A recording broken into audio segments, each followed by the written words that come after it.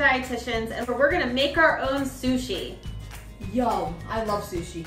One of Thaddeus' favorite dinners that we make is sushi night. So what I tend to do is put out all of the different ingredients and everybody mixes and matches the different vegetables and proteins that we chose to make their own rolls. Today we thought we'd get a little creative and we're gonna do a couple of different kinds of rolls. We're gonna do some traditional that maybe you have had at the Japanese restaurants, and then some a little untraditional, maybe you've never had before or even thought about having.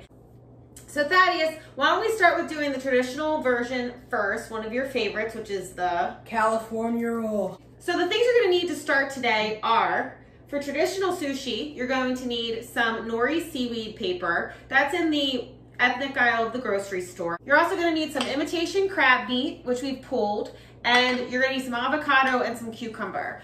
In front of us for the other items that we're gonna be making today too, we also have some fruit. We've got some mango, some strawberries, some honey, and then we've got some vegetables going on over here with some barbecue chicken. So lots of different varieties and options. And the last thing that we really need is the rice. So we've got our rice here, our sushi rice, which we've already made and cooled. He's gonna put some rice onto his seaweed. Okay. Should I spread it all over? Yep, spread it all out. You can use your fingers if you want to. Make sure you wash your hands real good before you start making your sushi, since this is all hands-on dinner options. All right, once you've got your rice flattened out on your seaweed, then you go ahead and add your filling. Okay, so we want some crab. A little bit more crab. So Thaddeus is doing an inside-out roll where the rice is in the inside. If you want to make the rice on the outside, then once you put the rice on the seaweed, you just flip it over and start building on the other side. Avocado? Yes, some avocado. That's what I'm looking for. We have some saran wrap underneath of our seaweed because that's going to help us to roll so it doesn't stick on the cutting board or on the table or the plate that you use to make your sushi. And if you have a sushi mat at home, oftentimes they're wrapped in saran wrap too to make sure that the rice doesn't stick to the bamboo mat. All right, so once you've got your filling in, then you're gonna roll it up.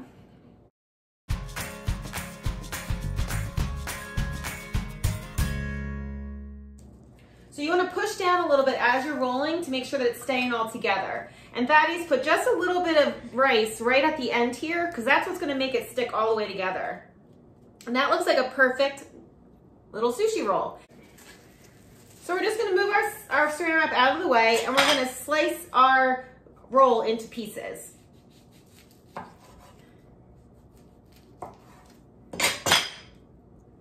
Ooh, that looks good. Good job. That's nice and tight. All right, so Thad, what's the next sushi roll you want to show them how to make? Vegetable. All right, so let's start with some rice first, just like we did the other one. That's gonna do a traditional roll, so go ahead and flip your seaweed over.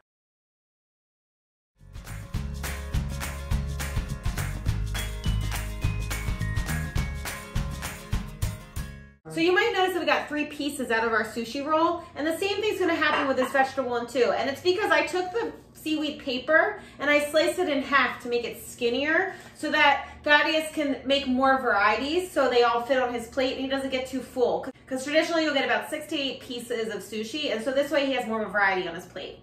And then he's gonna go ahead and roll his sushi up, and same thing like we did before, he's gonna make sure that he kind of squeezes it as he rolls it to make sure that it stays together.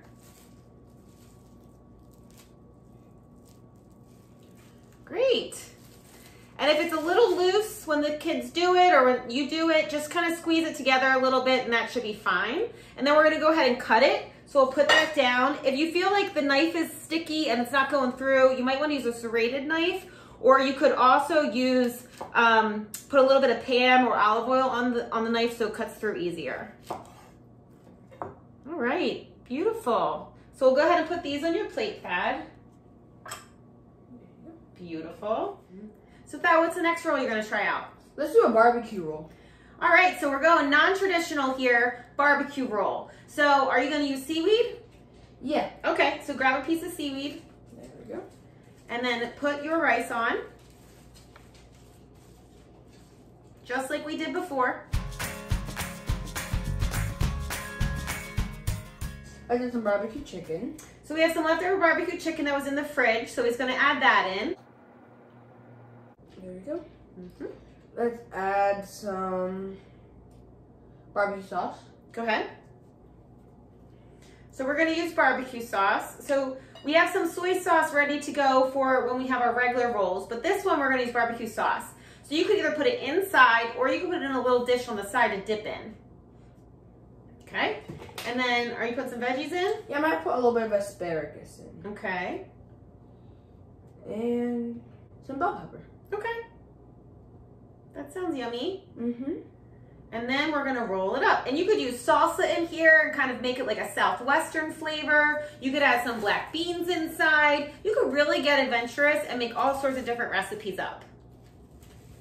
There we go. Great, look at that.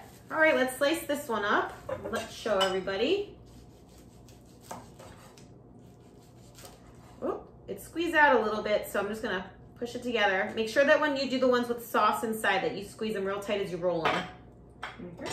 Looks good, look at that. All right, so we're gonna put this one over here on the side as well. Perfect. So we've got one more non-traditional roll for you, and it's going to be kind of like a dessert roll. And we're gonna be using some fresh fruit. Some of our favorites are berries and mango, so we're gonna be doing strawberry and mango today. So this one we're gonna start a little bit differently, and our rice is not the traditional rice that we use for the sushi with the sushi vinegar. We're gonna make sushi rice that's sweet with a little bit of added sugar and a little bit of honey. And that way it tastes more of like a dessert than anything else. And if you've ever had sticky rice at like a restaurant for dessert, that's kind of what this is gonna taste like. So for our fruit sushi, our dessert sushi, we are actually gonna use rice paper instead of the nori seaweed, because I don't know about you, Thad, but I don't think the rice seaweed's gonna taste too good with the fruit. Me neither. So we're using rice paper. So you can find this in the ethnic section of the grocery store, just in the same place that the nori seaweed is at. So it comes dehydrated. So what you're gonna need is a bowl of lukewarm water. And all you need to do is kind of run it through the water once, and then it's ready to go. It's gonna start to become pliable so you can use it as the wrap. So you can go ahead and put that in, and then you're not gonna wanna use saran wrap for this one because it will stick to the saran wraps. All right, so once you got that on your cutting board, you're gonna go ahead and start your filling. So first you need your fruit. So the thing about the rice paper is that it's see-through. So if you put your fruit down first, when you roll it, then you're gonna see the fruit on top, which makes it really pretty. A little bit of your mango. If you wanted to throw some avocado on there, some cucumber. Those actually taste really good with the strawberries too. And then you're gonna add on your sweetened rice. And then some rice. Makes that much. All right, and then you're gonna fold each side in like a burrito. So fold each side over, and then you're gonna roll it up in half, like bring the one end all the way over, and then you're gonna roll it down like a burrito. Go ahead and fold it and roll. Keep going, keep going, keep going. Perfect, look at that. Go ahead and show them. Look at that, Thaddeus, you got a perfect roll. We're gonna leave our sweet sushi roll whole because those are harder to cut. So we're gonna leave that one whole, and we've got one more that Thaddeus is gonna make, because you need at least 2 for dessert, I think, right? Yeah. So I'm just getting his paper wet. All right. All right, he's got his paper damp, and now he's gonna go ahead and add his ingredients.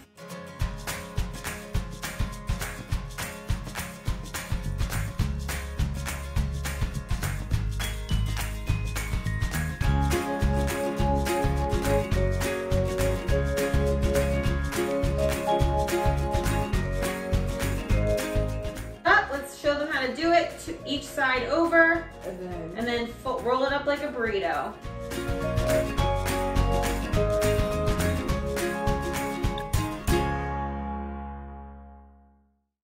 And then when you're done, you can either, we've got some honey here, and you can either leave the honey on the side like you would the soy sauce for a traditional roll and dip it in, or you could drizzle it right on top like we are gonna do, make it look fancy schmancy. Right? And then you could leave it like this. Pistachios or walnuts or any kind of nut tastes delicious with this as well. Gives a little bit of crunch. And so Thaddeus is going to put a couple pistachios on one of them to show you. And Thad, go ahead and give them a close-up of your plate to see how delicious. Yummy. Good job, buddy. Now, another thing you could add too is shaved coconut. So we got some unsweetened coconut, and you could put a little bit of coconut on there. That would taste really good. That's really cool. Do you want any coconut or no? Not today? Okay. All right, so we'll put that to the side, and we're gonna show you our finished products with some of the toppings that we have. All right, so we've got our finished products here. We've got our dessert sushi, and we showed you the honey that you could have on the side, or you could drizzle it on top with some nuts. Another topping that you could do on the dessert sushi is cinnamon. Nutmeg would work really well. If you didn't want to sweeten the rice up, you could mix a little bit of cinnamon and sugar as well on the side, and then the kids could kind of dress it with a little bit of cinnamon sugar. That was a lot of cinnamon. All right, so he's got a little bit of cinnamon on his roll there. So that's our dessert. That looks delicious. And let us show you our savory ones. So I'll give you a little bit of a close-up for us to remember what we made. So we got a traditional California roll with avocado, cucumber, and crab. And then we've got our really cool vegetable rolls here with our crazy asparagus that Thad made with all the different veggies in there. That's going to be delicious. And the only vegetable that I did cook a little bit was the asparagus. Everything else was fine raw. The asparagus needs to be cooked just a little bit. So we roasted ours in the oven at 375 for about 10 minutes, and that's it, just so it's still crunchy. And then we have our non-traditional savory roll, which has asparagus, bell peppers, barbecue chicken, and Thad put barbecue sauce inside. And you could also put barbecue sauce in your little dish to eat it as well. He's going to use some low sodium soy sauce for his rolls as well to dip in. And we want to choose low sodium soy sauce so that it's not too salty. It's a little bit better for you. And then the last thing is, if you like spice, which Thaddeus does, is he needs some wasabi. So you can get the wasabi, which is the Japanese horseradish, in the tube, and that it's already pre-done for you. Or you can get it in the powder and then mix it at home with a little bit of water as well. So, Thad, here's your chopsticks. You want to go ahead and take a bite? I shall. And of course, you don't have to be fancy. You can eat your sushi with your hands too. This is, like we said before, an all hands-on dinner experience, right? Okay. That's a humongous bite. Oh my goodness gracious. How is it? All right, cool. So we hope that this gives you some inspiration and ideas to try some new food, whether it's traditional sushi rolls or non-traditional like we did tonight here at our house. Maybe it inspires you to come up with your own recipes and combination. Well, that's all for us today. We're gonna go ahead and eat our sushi and our dessert sushi. All right, we'll see you guys next time.